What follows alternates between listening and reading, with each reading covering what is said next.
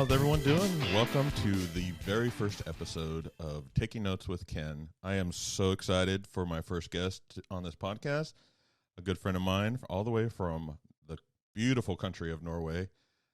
Say hello to John Allen Reese. Ken, how you doing, my friend? I'm doing great. Thank you so much for taking time out to be with me today. You know what? Thank you for giving me the honor of being your first guest. Thank you so much for that. That's pretty cool.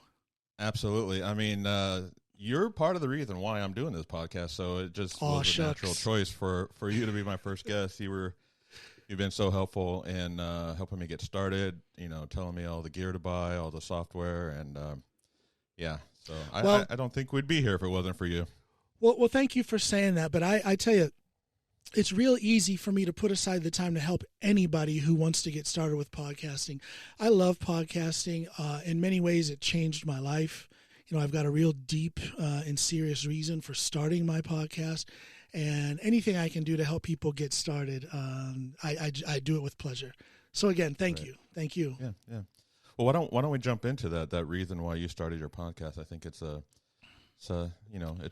deep reason, and it is. Yeah.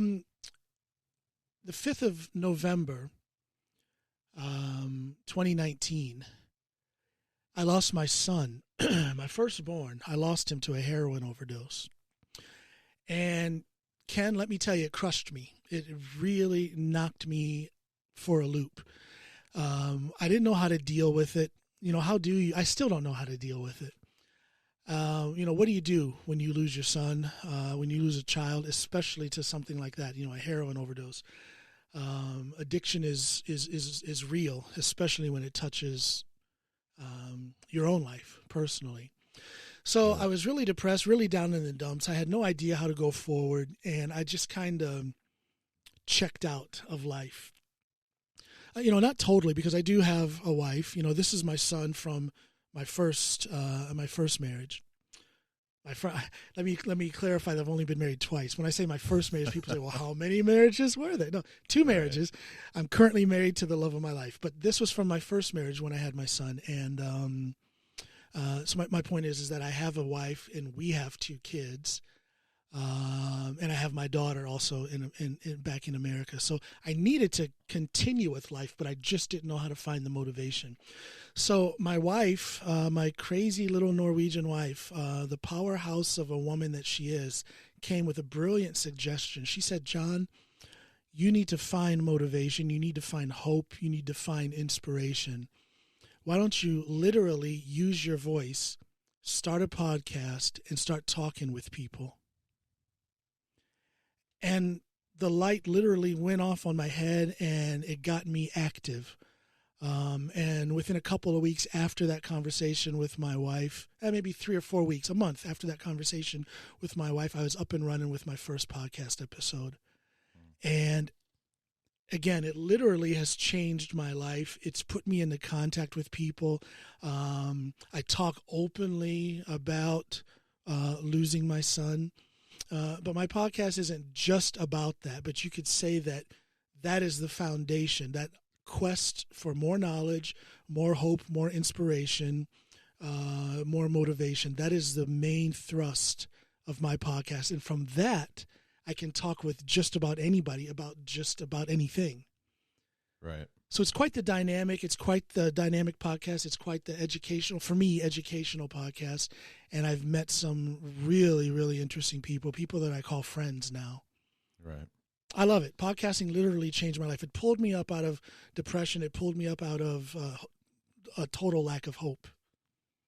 Right. Yeah, and that, like you said, that's always a tough thing to deal with, and so you just kind of just jumped right in and just started doing it, or? I did. But I did have a few weeks, 3 weeks where I was really overthinking the whole podcasting process, really, really overthinking the technical side of things, because I'm not a technophobe, but I am a technological idiot. In other words, if I'm introduced to new equipment, it generally goes bad. It takes me a long time to learn how to use the simplest of mechanical things. Downloads included. If I have to download some new software, it takes me forever just to do that. Yeah. So I had a little bit of anxiety when it came to getting started as far as the technical side of things. But in the end, I just said, screw it. Here's the program I'm going with. I'm going to use this. I'll buy this kind of microphone. I'll just do it. And I just jumped into it.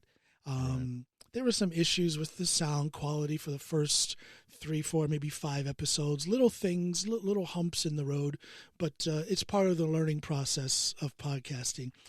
And after 5, 6 episodes, I pretty much landed on the sound quality that I have right now. And things just get better and more fun with every episode. Yeah, I think I'm pretty much the same way. Where I, as you know, through our talks, I've definitely overthought this whole thing. I guess I should say. I bought all the gear probably spring or summer of last year, and I was just gung ho. I'm like, I'm going to do this, and then I was just like, well, I got to get it perfect. I got to do this. I got to do that, and then I got busy touring again, and so that got put on the back burner. But going into the new year, there's a lot of downtime right now. I figured what better time to get this started. Yeah. So. And I tell people, don't wait for it to get perfect, because it never will be. Just get started. And the thing is you're doing it right if it's getting better, if it's getting closer to perfect.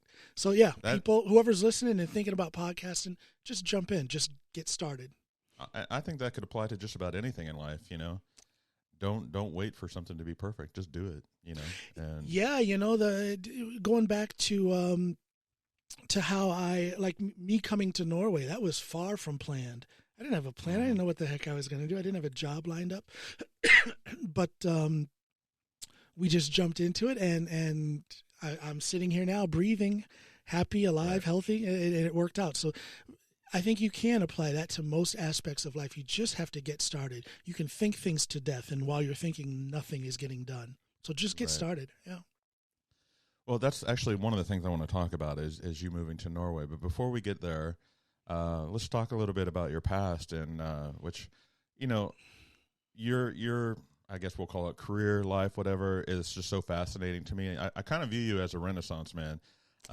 You're doing so many things, and you've done so many things. So let's go back in time and talk about before moving to Norway. You've been in the Marines. You're a truck driver. You're a cop. Let's talk about that a little bit. Maybe go back to being in the Marines. How did that all come about? What made you want to join the Marines, and how old were you when that happened? Well, we have to go back a little bit before that, actually, if I want to tell a complete story. Okay. I was raised in small town, rural Ohio, northeast Ohio, way out in the middle of nowhere, quite the country boy you're talking to right here. And I was a really good athlete. I was a great football player. I played tailback back in those days. And I got a college scholarship, a full ride to I ended up choosing Ohio University in the end. So I go away to Ohio University, and what should have been a relief in that I was getting out of what was actually a pretty bad home situation, without getting into detail, that my parents ended up getting divorced. But before they got divorced, all of this crap was going on while I was away at college. And in my, at that time, 18-year-old mind, quite immature and not very good at thinking things through, I thought that if I quit college, gave up my full ride to play football, gave that up and went home, I could help the situation. That's what I was thinking at the time. Turns out I didn't help very much at all. But here I am now, with no scholarship and no plan for life. I had already moved out, so I was living on my own in my own apartment, working as a waiter at the time, and thinking, this is not going to be a career. I'm not going to be the world's best waiter. What do I do? So with my crazy adventurous way of thinking, I landed on joining the U.S. Marines right during the buildup to the first Gulf War in 1990. I joined the Marines in December of 1990, And I don't remember the exact timing, but maybe after the first month in boot camp, I was still in boot camp when the Iraq invasion began. And as we all remember, those of us who are old enough to remember, that first Iraq war was over in a matter of hours. Again, 18 years old, not really thinking things through very much. Well, actually, by that time I was 19, 20, 21. I was 21 actually by that time. Not thinking things through, and I didn't consider myself lucky. I was very disappointed that I didn't get to see combat. So I finished boot camp. I get assigned to a duty station on Okinawa, Japan right away. So I'm thinking, I don't famous home of Mr. Miyagi. Mr. Miyagi's home. That is correct. That is correct. Yeah, Okinawan karate is a real thing, people. I tell you, I saw some fascinating displays of karate from people of all ages. I'm talking from little kids, 3 and 4 years old, up to 90-year-old men. Fascinating place. Anyway, that's a whole other story there. Right. But anyway, so here I am. I'm on Okinawa. I didn't have the experience of having combat, so I'm thinking, how can I make this Marine Corps experience as exciting and as challenging for me as I possibly can? I never found an answer, but all of a sudden an opportunity did come. I was selected to be the driver / bodyguard for the battalion commander, a gentleman named Lieutenant Colonel John Mackey. And this guy was a salty Marine. He had tons of combat experience as a recon Marine in Vietnam. And now I get to hang out with this guy all day. So the opportunities that he gave me and the knowledge that he gave me made what could have been a rather boring experience in the U.S. Marines. It made it actually very exciting. And I tell people all the time, when I was in the Marines, that's when I grew up. That's when I became a man. It's because of those experiences that I was handed from working for that lieutenant colonel. So I did my 4 years in the Marines. I get out, and now my thought process is the same. Okay, I don't want to have a boring existence. What can I do? And again, I never came to an answer, but to foment that thought process, I took a job as a long-haul truck driver. I was working for Schneider National. Everybody still sees their trucks all over the road today. And in that process, I got to see just about every state in the lower 48, and I got to see a lot of Canada as well. And in that process, it was more learning about people, meeting all kinds of people, all kinds of crazy situations. And it was after almost 2 years of that I saw that the South Holland Police Department in Illinois, just outside of Chicago, was hiring police officers. And I said, there we go, let me try that. So I applied for that, did all the physical testing, the psychological tests, and 3 interviews. Ended up being number 1 on a list of 350 candidates. Wow. Yeah. I'm very proud of that. That's one of the coolest accomplishments I've ever had. Number 1 on a list of 3, I think it was 325 or 350, 300 and some odd candidates, and I was number 1. I got that job, and then in a very short period of time, I was promoted from patrol officer to narcotics and gang detective, which, again, I'm from rural Ohio. Mm-hmm. Very sheltered country boy life. And all of a sudden, here I am on the south side of Chicago working in gangs and narcotics. So that was another boost towards my life experience and my gathering of knowledge about all things humanity.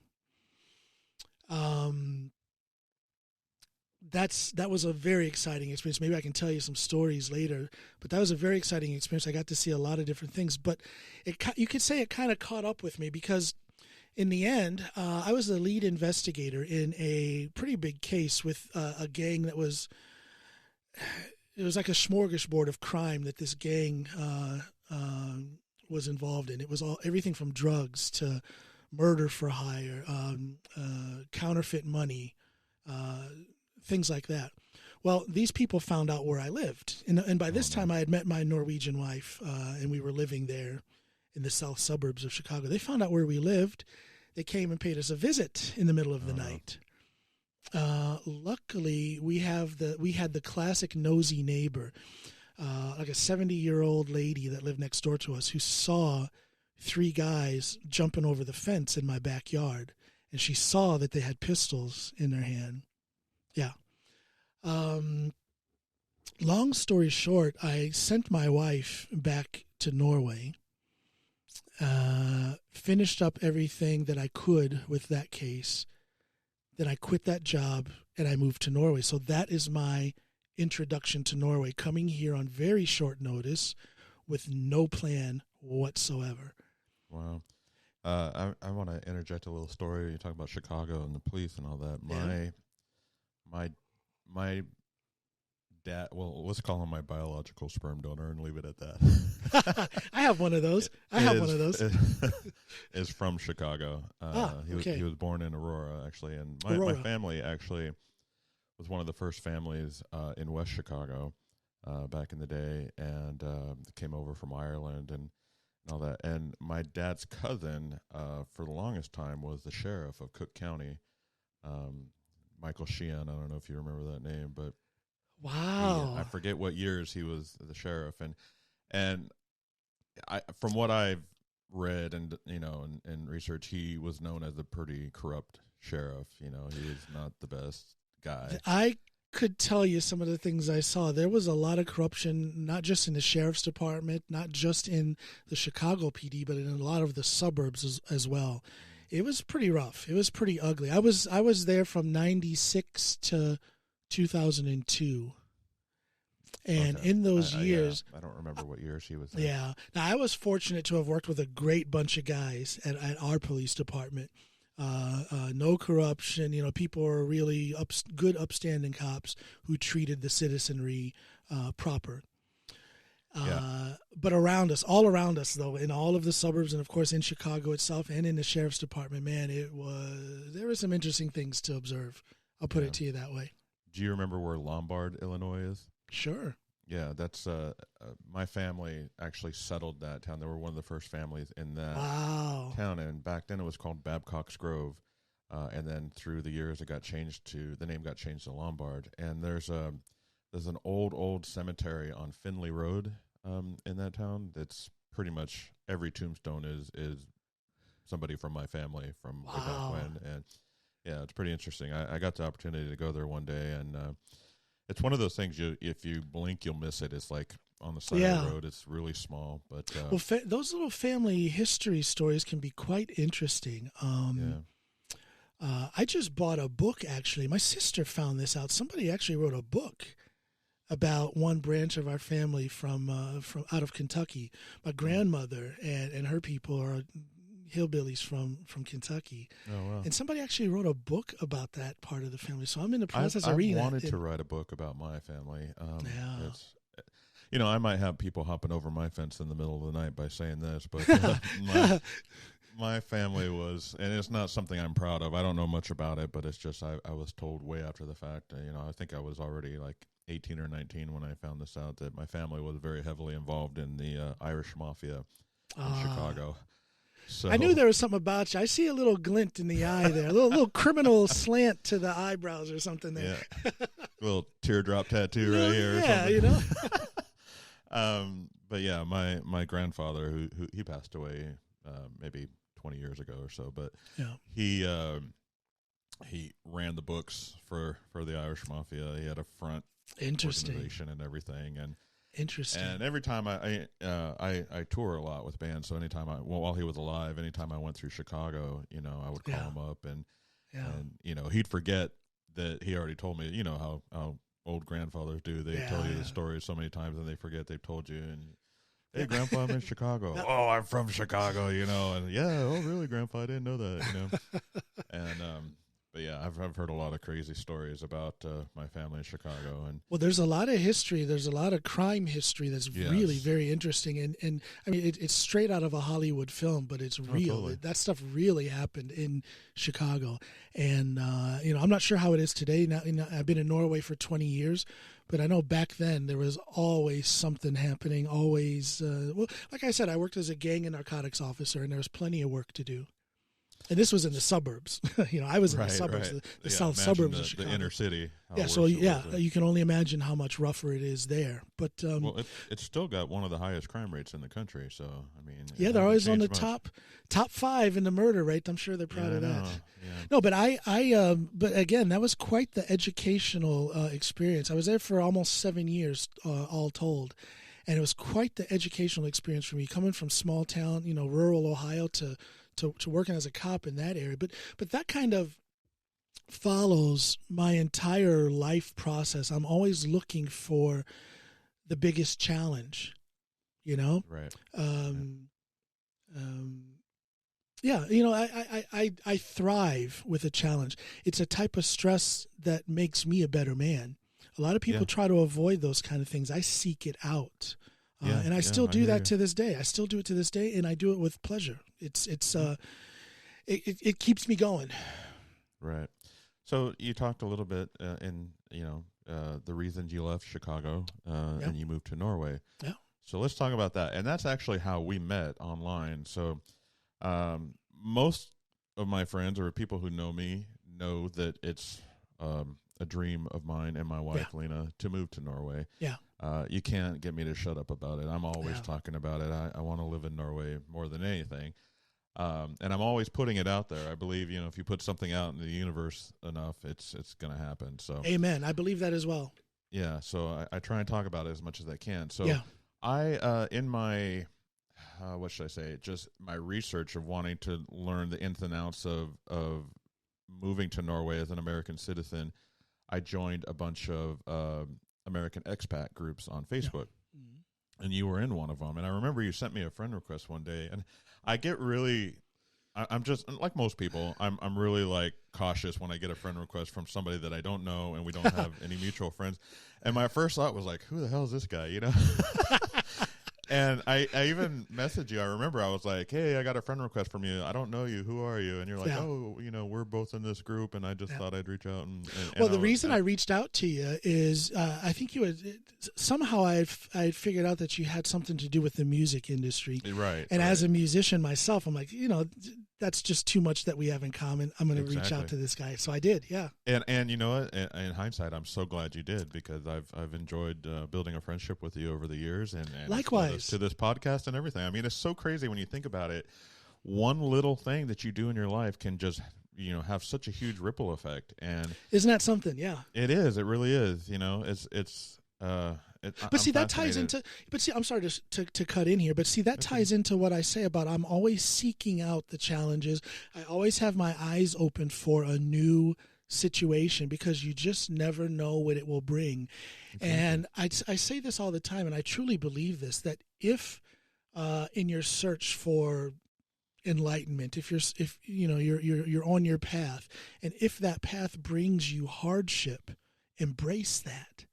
Exactly. Because I try to apply it to, I'm a competitive powerlifter, so I try to think of it also in a training aspect. How do you get stronger? You get stronger by stressing your body out physically. In other words, with increasing weight.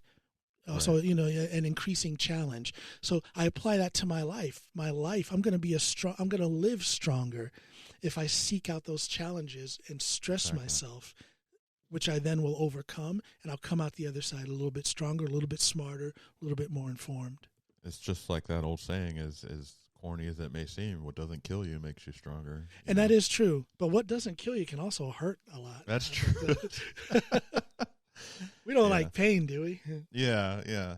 So you're in Norway. You decide to move to Norway. Yeah. Your wife. Now, I've been meaning to ask you. You refer to your wife as Snoopy. I'm assuming yes, that's I do. the nickname. It's almost become her name, but it is a nickname. When I met my wife, I met her in the gym. She and I, we have a common friend, another Norwegian lady named Hege, who had moved from Norway to Chicago to be with her husband, who was a good friend of mine. Right. And Hege and I became very good friends, like best friends. And Hege always was telling me, you got to meet my girlfriend, this girl in Norway. And I wasn't interested. Like I told you before, I was married, with my son who's deceased. I was married with his mother at the time, in that relationship, and I didn't care. But then when things ended with that, the timing was right, because my wife came to visit Hege. And then I said hello to my wife, and then something happened, and we started dating. She extended her vacation and stayed in the Chicago area for about 3 months. And then a little while later, I went to Norway to visit her. And then we ended up getting married in 2001. But anyway, I'm getting ahead of myself. Let's go back to when I first met my wife. My wife walks in to the gym, and Hege shouts out across the gym. She says, "Hi, Snuppa." S-N-U-P-P-A, Snuppa, which is a Norwegian word that at that time I had never heard before. Right. I had no idea what it meant. It turns out it means like sweetheart or baby, hey, baby. But at the time I didn't know what it was. So my wife walks in, and the first thing I say to her is, "Hi, Snoopy," Snuppa. "Hi, Snoopy. Nice to meet you. My name's John." And I have called her Snoopy ever since then because she laughed so hard. So I got a laugh out of her right away. And she's just been Snoopy ever since. Okay. Yeah, that's where it comes from. So you send her away to Norway when yes, you're having the problems with the gangs. You end yes. up moving there. So what was that like? Like it for you? I think it was probably a lot easier immigrating to Norway and marrying a Norwegian citizen, whereas me and my wife are both American citizens. Yeah. For us to move over there's a little bit more of a challenge. Yeah, so in that sense, it was fairly easy. Because it is easier if you're already married to a Norwegian citizen. It makes things a lot easier. And back then, it was very easy because there was no paperwork to do. I remember I went to the local police station in Drammen, and told them, "Hey, I'm moving here." And I think there was one form that my wife had filled out. I gave them a copy of our marriage license. They put a stamp in my passport, and that was it. They said, "Come back in a year." That was it. Yeah. Come back to the police station. That's how in a year. Come back to the police station in a year to renew your residency. Yeah. And that's how simple it was. Now it's more complicated than that now. Oh yeah. But again, if you are married to a Norwegian citizen, it is much easier. Yeah. We keep hoping. So like I have a lot of Irish ancestry, and in Ireland they started a thing quite a few years ago where if your direct grandparent was born in Ireland, then you could apply for, and you're an American born in America, you can apply for Irish citizenship if you're a first generation American or whatever. And so if your grandparent is Irish, yes, you want to hear a little. You want to get surprised? You want to get surprised here? My great grandfather was an Irishman, red-headed, white Irishman. Oh wow! Who left Ireland, came to Kentucky, and married my great grandmother on my mother's side. So okay, that's interesting. We could be kinfolk, you and I. Yeah, but my direct connection to Ireland goes back a few generations. My grandfather was born in Chicago, in Aurora. So was my father, and I think my great grandfather was also born in Chicago. So I think it's like 6 generations back that were born in America. Are you saying I'm more Irish than you then? Maybe, I guess so. I love it. How about that, people? Now you've heard it all on this podcast. Now you've heard it all. Yeah. Take notes, people. Take notes. You've heard it all. But so my wife, Lena, her father, born and raised in Norway. I'm sorry, her grandfather was born and raised in Norway. My wife's mother was also born and raised in Norway. She moved. Do you know to what the cities? US. I'm sorry. Do you know what cities they were born in? They grew up in min svigermor grew up in a suburb of Oslo called Asker. Asker, yeah. And so they're basically from Oslo. Okay, yeah. They have family farms all around. And on one of our trips we took over to Norway a few years ago, we spent a whole day or two just traveling all around and visiting the family farms that were no longer in the family, but and I don't recall exactly where they were. Some of them were up north in the Trondheim area. Okay, So we spent a lot of time up there. But my mother-in-law, aka Svigermor, grew up in the Oslo area in Asker. Cool. And through all that, my fascination with Norway and wanting to move there, I've been trying to learn to speak Norwegian, which I am fascinated that you are flawless at it. And, No, that goes back to when I came here. Like I said, I came here with no plan other than I was planning on being successful in some way. And I realized right away, I knew already that the key to that success would be learning the language. Exactly. So I jumped headfirst into it and just took it in as quickly as I could. And within a couple of months, within 2 months, I was able to converse with people. I learned it very, very quickly. But of course, the proficiency and the grammar and everything got better with time. But right. I could converse with people almost flawlessly after a couple of months. Yeah, that's just so impressive, and it's a beautiful language. It's yes, it's cool. And, it's cool to be able to speak it. A lot of people say it's such an impossible language to learn, and I feel like once you get past the basics, I can see how people would think that, and I have thought that at many times, that it's impossible and it's so difficult. But let me preface that by saying that I'm fascinated by languages. I do a lot of traveling around the world, and every country I'm in, I try and learn like one phrase, whether it's just hello or, where's the bathroom or, something like that, because that's always helpful. Yeah. But there's many languages that are insanely harder than Norwegian. So, and Norwegian is a Germanic language, which English is also. So there's a lot of words that are similar where you can see the foundation of that word, and you're like, oh, that makes sense. The hardest part with Norwegian is to get the tone, the musicality of the speak. But I have that musician's ear, so that is actually what attracted me the most about it. I wanted to be able to get that Norwegian tone or musicality before I even wanted to learn the grammar structure. I just wanted to have that flow, that musical flow like that. And then especially, I hear that especially in the more northern dialects. The dialect I speak is a mix of Finnmark, way north, and Nordtroms, and a little bit of Nynorsk, or Vest, the western part of Norway, because that's what I was around most when I first came here. Yeah, and you kind of hit the nail on the head when you talk about the musicality of the language, because you almost are like singing your words. It's just and you're going up an octave, and at the end, and you always there's a Icelandic comedian that does this routine where he talks about Scandinavian languages, and he goes through the different languages, and when he talks about Norway, he says it's like you're Norwegians love to ski in the ski jump, and it's almost like you're going up the ski jump at the end of your sentence. You take your octave up, and then that's how you know the sentence is over, because you went up an octave. But I've learned a little bit, but I would say right now, jeg snakker og forstår bare litt norsk. But that's good enough, That right there, if you were to walk into Norway speaking at that level with, and the pronunciation that you have, you would, just by being around it, you would be able to clean that up and speak even more clearly and build your vocabulary within a month or two. Right. And for those listening and watching, what I just said is I speak and understand a little bit of Norwegian. And you sounded pretty good too. Well, thank you. That means a lot. So my wife, she grew up. So like I said, her mother was born in Norway. She moved to America when she was 17 or 18, just in her senior year of what would be high school here in gymnasium in Norway.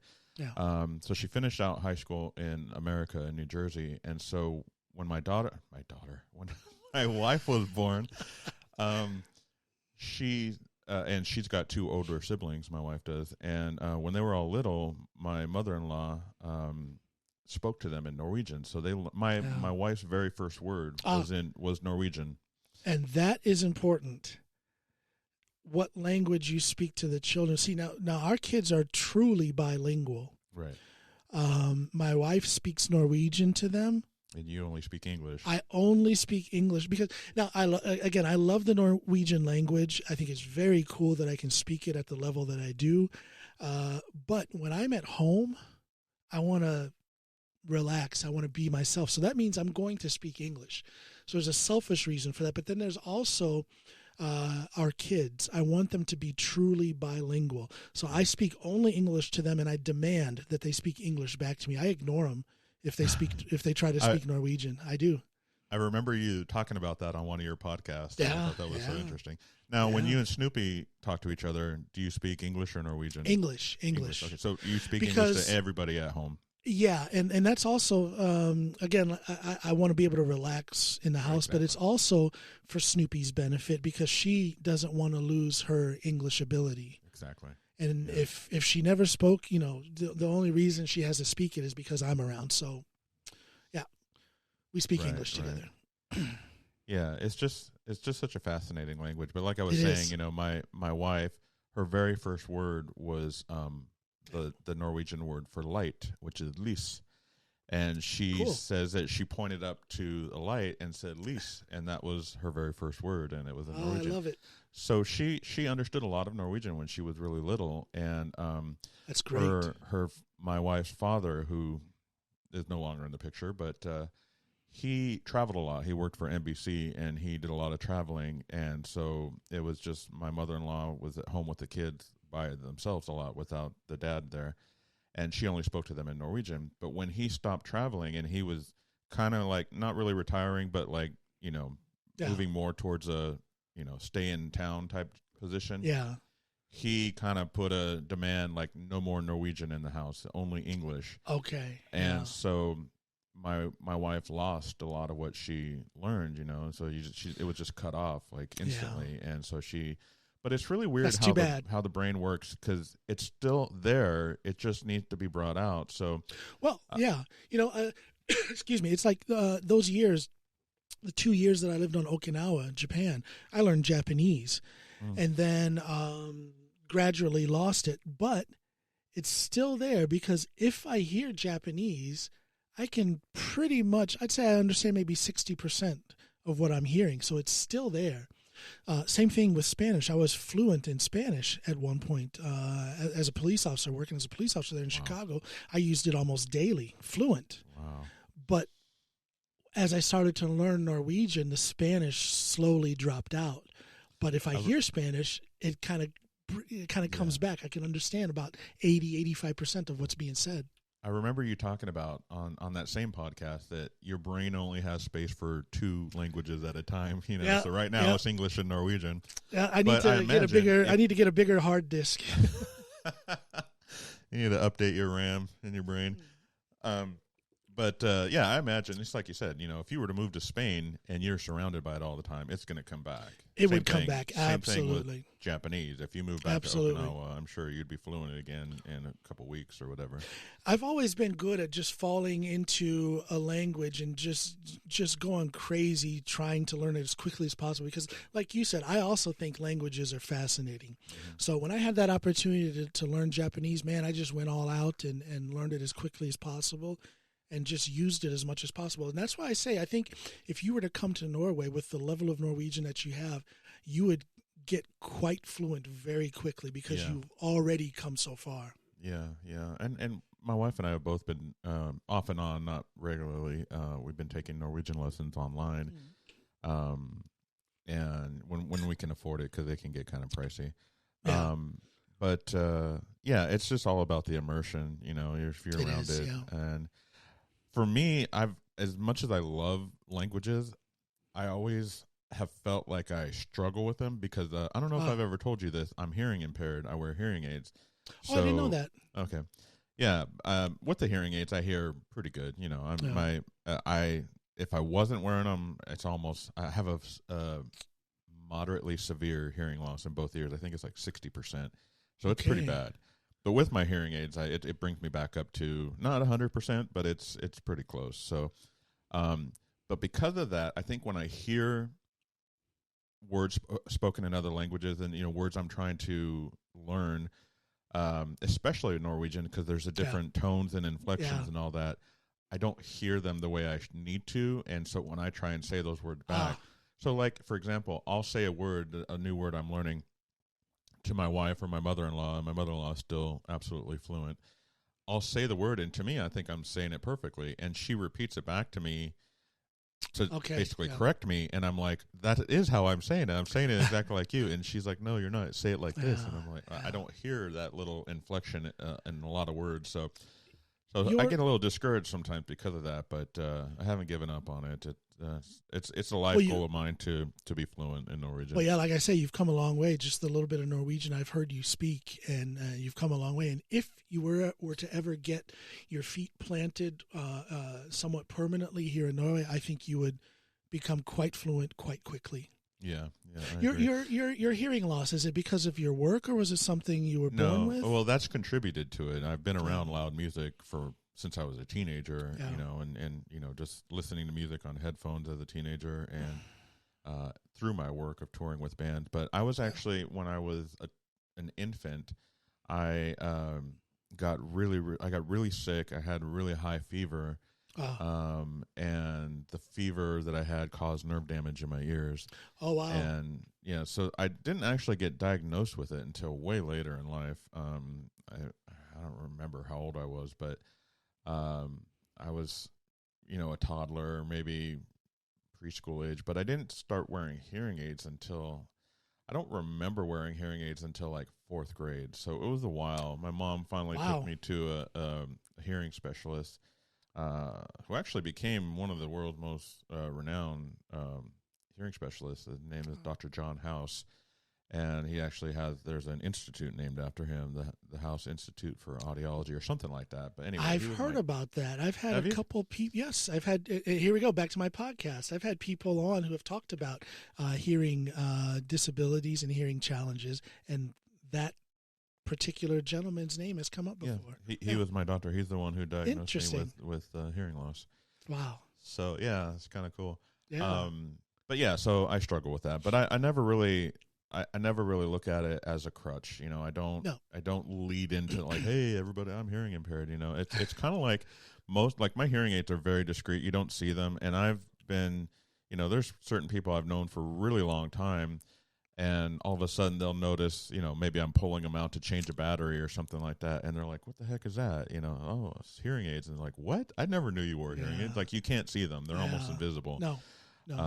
So it's kind of interesting, And I also read lips because of it. It's something, it just happened naturally. I never tried to.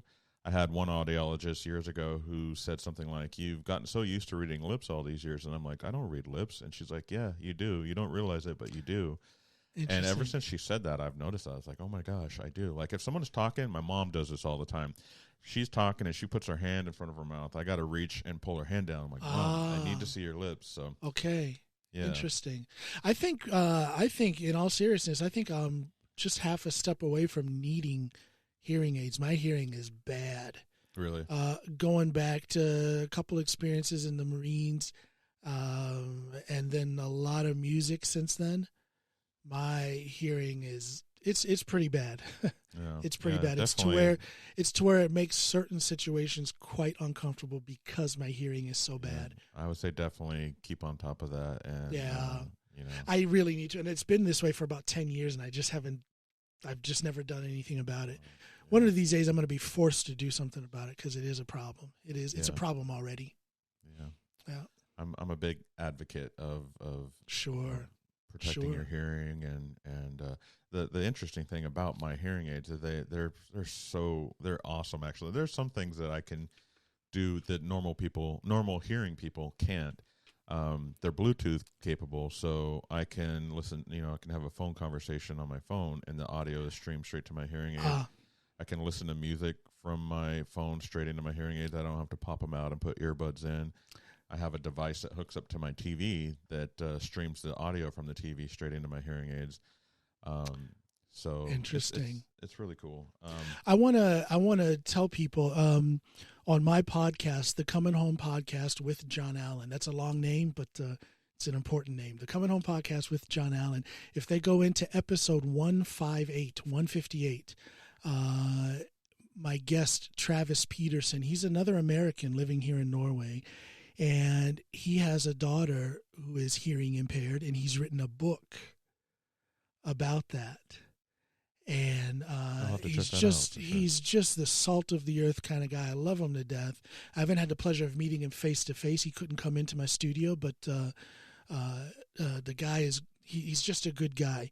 And that's an example of my podcast where I'm literally getting to know someone during the podcast. I did not know Travis before the podcast, but since the podcast, I call him friend and brother now. That's great. So episode 158 of my podcast, people, go check that out. And there's a guy who has a daughter with some rather serious issues with her hearing, and he tells a very interesting story, motivating and uplifting story about how not just his daughter, but how he and the rest of the family are working on overcoming the challenges that issue has brought him. So that's what my podcast is all about. Challenges and overcoming them, motivation, inspiration, stuff like that. I just wanted to throw that in there since we're talking about hearing. Yeah, absolutely. And for people that are looking for your podcast, I want to point out it's Coming, there's no G at the end of coming. No G at the Coming end. Home podcast with John Allen. If they go to my website, johnallenpod.com, JOHNALANPOD.com, they'll find everything there. If they want to find me on social media, they can do that at John Allen Pod. They'll find me on Facebook, Instagram, and Twitter. Okay. And yeah, I definitely recommend everyone checking out John's podcast. It's really great, and thank you. A lot of very interesting guests. That is true. I got to say that the people that I have on are quite interesting, and there's some beautiful stories that these people tell on my podcast, and it's helped me. Like I said, I started it to find inspiration, to find motivation, and it's really done it for me, and I hope it does it for others as well. That's great. Yeah. And so one other thing that I want to jump into here is you had mentioned before, and I knew this about you, is that you are a power lifter in Norway, yes. And you actually hold a Norwegian record. Is that correct? Norwegian squat record, all-time squat record. This is a record that I got at the year I turned 50, 330.5 kilos squat. I'm very proud of that. It's heavy. What is that? That's 770. Is it 770? Yeah, I was trying to do the math too. I can do it here on my phone because I never remember what that is in pounds. What was the kilos again? 335.5 kilos. Okay. Yeah. I'm gonna do a conversion real quick right here. This is we don't mind dead space on podcasts. No, not at all. There we go, 740 pounds. Wow. And I got that. That's raw. That's without equipment and all that stuff. No squat suit. And I got that the year I turned 50. That is something that for me is a monumental achievement above and beyond having the record. It's the process. It's the pathway to getting that record that gives me the satisfaction. That's something that I focused on almost from day one when I started powerlifting. I started powerlifting in 2014. I made the United States national team in powerlifting in 2015. Wow. And was already setting records in the U.S. and here in Norway for my weight class. And almost right away, I started looking at that Norwegian national record. And then to finally see all of the work lead up to me actually getting it done. It's like a dream come true, almost literally, because I always would be running like a film clip in my head of me actually doing that lift. Everything from putting on my knee sleeves to approaching the bar to lifting it off and then actually completing the lift. I had it just going over and over in my mind, and then to finally see it happen in reality was almost literally like a dream come true. And that is a process, again, that I try to mirror in my everyday life. Everything is not everything, because I do relax and just have a general good time. But when it comes to work and things that I want to achieve, I try to have a very clear process. Of course, welcoming any variations to that process, but I do have a plan and a systematic approach to achieving that goal, no matter what it is. Right. So it's just a process of repetition in my life, whether it's for powerlifting or whether it's for how I'm going to live my family life or how I'm going to conduct my business life, how I'm going to conduct my entertainment life. It's a systematic approach to it, and it always brings good results. And that doesn't mean that I succeed in everything I do, but the good result may be in that failure and the lesson I learned because of it. So regardless, it's always a good result. Yeah, yeah. So you mentioned that you achieved that record or set that record when you turned 50. Is that just, and have you held that record since then? Or still hold it. And no one's challenged you yet? So no one's even come close. And here's the thing. Now, I've had a series of shoulder operations. So for the last year and a half, I haven't competed. But eventually my shoulder's going to get better. And the shoulder, you're using basically your whole body when you're squatting that much weight. So I need my shoulder to be to a certain degree of health before I can, start competing and squatting heavy again. I'll never have a big bench again, never. So those days are gone. But for my age group, my squat and my deadlift are big enough where I can still win a lot of competitions. And I will raise that Norwegian squat record. I'll probably be 53, 54 when I do it, but I'm going to do it, and it's going to be cool. Looking forward to seeing that. So. Well, age is a factor, of course, when it comes to health and when it comes to strength. However, I believe that many people kind of write themselves out of the health improvement aspect of life at way too young of an age.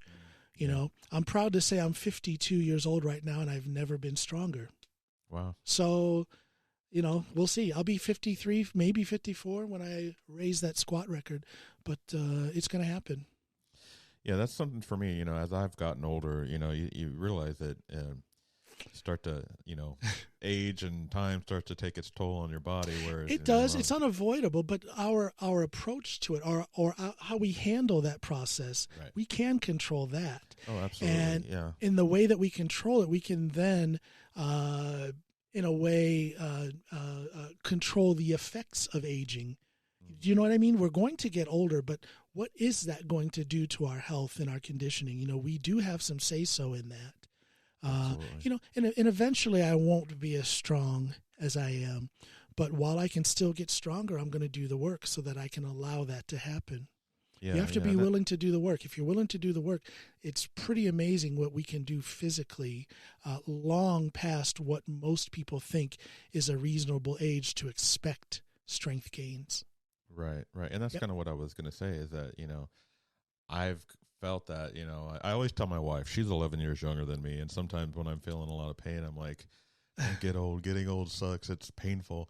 But you're so right. You can control that, the amount of pain your body feels and kind of reverse that effect. And so I've tried to stay healthy most of my life. I eat a vegan diet. And so I'm very aware of what I'm putting in my body. But just recently I decided I want to do more and strengthen my body more. So I just started working out with a friend of mine who is actually the bodyguard for the artist I was just touring with, and he's got his own gym at his house, and he trains people. So I've been training with him. And that's the way to go, by the way, with Corona and everything. Have a home gym if you can afford it. I'm telling people that's the way to go. That's I invested in a home gym right after COVID hit in 2020? Yeah. 2020, yeah. So I've had my own gym for a little over 2 years now. That's cool. And life-changing to be able to train, just walk a few feet out to my garage and train whenever I want with the amount of focus that I need to compete at the level that I do. Life-changing. Yeah, I can imagine. That's actually something that my wife and I are wanting to do when we buy a house. We just bought a rower, and if I can do a little shout-out for the company Hydrow, Hydrow. It is an amazing rower. We've actually got it in our living room. We have a giant living room. It's almost split up into 2 rooms, and so we've kind of created a little workout space there where we row, and we have our yoga mats, and we do yoga there, and so we were going to do that in our bedroom. We have a giant bedroom that's almost got another little nook area that we could have set it up in, but we decided we're going to turn that into like a little reading nook in our bedroom, and bookshelf and couch and all that kind of stuff. But anyway, so yeah, it's what you said is true. You know, like I don't think I would even want to go into a gym full of 100 sweaty people not wearing masks. You know, because you really can't wear a mask when you're working out. I'll tell you, regardless of what happens in the future with COVID and how contagious it is or isn't in the future, I'll never. I won't say I'll never train at a commercial gym or another powerlifting club. Sure, I'll do that, but the main work is going to be done in my own gym. If we end up moving, which I hope we don't, good God, we've moved 11 times. Oh, wow. Since we've been in Norway. But if we move again, I'm going to make sure that there's room for me to just transport my gym to the new house. Remind me where you are in Norway again. I'm in Drammen now, and I almost say unfortunately, because again, I'm a country boy. I love living way out in the countryside, and that's what we did when we were living up north. My wife is Samisk, or a Laplander, as we would say in America, and we lived way up north. We still have our home up there, but now we just use it as a summer home. Right. And for job purposes, career reasons for her, we moved down south here to Drammen in 2014. Now, Drammen, is it? I know it's not far from Oslo. Is it considered a suburb, or is it just it's its own thing? I think Drammen is the 5th largest city in Norway. I think. Wow. Okay. My wife Lena, she's constantly applying for jobs in Europe, and one of the jobs she applied for was in Moss, which is a little bit south of south and closer to the Swedish border, a little south and east of us. Yeah, and, nice town. I think it was maybe only like an hour and a half train ride to Oslo. Yeah. So I was like, that'll work. I can just take the train to the city, the train, I tell you, the train systems are real convenient. I would much rather live out in the countryside, but if I have to live in a city, I'm glad it's Drammen. And where we are in this particular neighborhood is perfect. It's very quiet. There's no through traffic, and it's a 5-6 minute walk to the train station. Oh, wow. And from there it's just a hop, skip, and a jump into Oslo if we have to go in there. Yeah, we'll have to stop there and visit you. We're going to Norway in 2025, if not sooner, but that's their definite plans. My mom wants to do a trip to Scandinavia, so we're going to go to Norway, Denmark, and Sweden on that trip. So we definitely got to get together. Well, you're welcome here, man. You got to come on through, meet the family. I'll make you guys dinner. We'll do a podcast episode in my studio here. So before we end, I just want to touch on a couple more things real quick because I think they're important. Is you are, as you mentioned before, you're a musician, you're a singer songwriter, and you've released CDs and whatnot. So I want to talk about that, and I want to talk about you've got a radio show now. Yes, which was a result of your podcast, I believe. And the thing that I'm most fascinated about, and you can pick which order you want to talk about them or which ones are not, but I think it's great. Whenever there's a big event happening here in America in the news,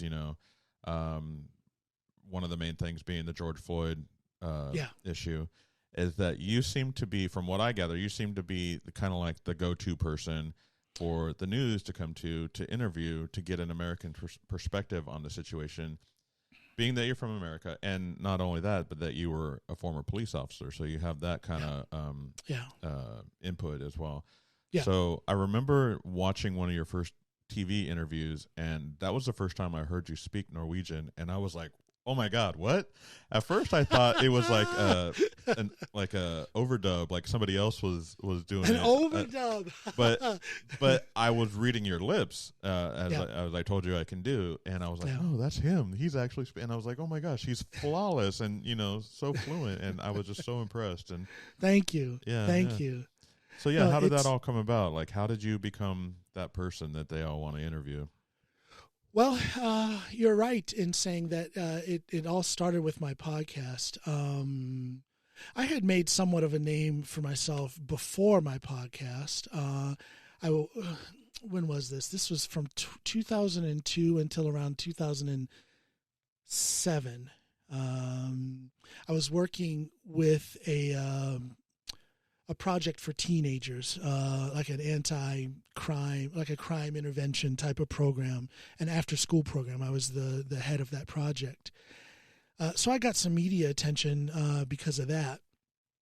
And then from 2007 until 2014, I was working with my gyms. I owned 3 gyms that I started, so I was kind of out of the public eye somewhat because of that. But then when I started my podcast and I started talking about the things that I talk about, a lot of social issues, politics, without my podcast being a political podcast, it's not that, but I do talk about politics. And then, of course, when things heated up with that guy, what's his name? Former President Trump, that's his name. When he keyword former. Yeah, almost forgot his name there. No, I joke. No, but when Trump came into power and all of the issues that arose because of that, I started speaking on that and speaking from the heart, speaking clearly, but in an inviting way. In other words, inviting dialogue. Whereas most people, whether they were on the left or the right, whenever they would speak about Trump, it would be very rigid and not welcoming for dialogue or discussion. It was an opinion, and here's what I think, and you're an idiot if you don't like it. I'm not saying that everyone thought that way, but that's kind of what things started to tend to be. No, you're talking about people in Norway. People in Norway, yes. Okay, gotcha. Yeah. Whereas I was speaking of course, I had my opinions about what an idiot he is, but I was relying on fact, and I was always inviting an opposing view. I always left room for that, and that started to catch the ear of some people in the Norwegian media, both on radio and television. And then the protests in America started. Then Ahmaud Arbery was killed. Yeah. Then George Floyd was killed.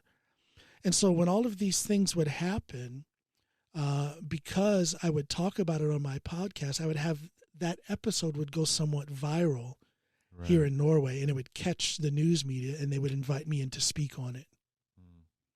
So I think it's a combination of being relevant with my subject matter, being open to dialogue. These were not monologues, even though very often it was a monologue episode. It wasn't a closed monologue. It was a monologue that invited discussion. And I think the Norwegian media caught a hold of that, and I would get invited in to speak on it. And then it just exploded the popularity of my podcast, which then led to me being offered a radio show, an English language radio show here in Norway. I didn't know it was English. I thought it was in Norwegian. Yeah, English language. They just liked the idea, and I think it's a great idea to just because there are English-speaking people in Norway. Yeah. There are English-speaking people in Norway who don't understand Norwegian well enough to be able to listen to Norwegian radio programs and understand what's being said. Now, granted, my radio program, the first hour is talk radio, like 10 to 15-minute long blocks of conversation with music and my commentary in between, and then the second hour is all music. But that talk radio portion comes directly, is influenced directly by the popularity of my podcast. So it's an honor. I'm very humbled by it. Almost can't believe that I have a radio audience in English in Norway. It's pretty fascinating, and it's very cool. And again, people can check that out on my social media at John Allen Pod, JohnAlanPod, at John Allen Pod on Facebook or on Instagram. And then in the link tree, they'll see a link to where they can listen to the live stream of my radio program every Saturday.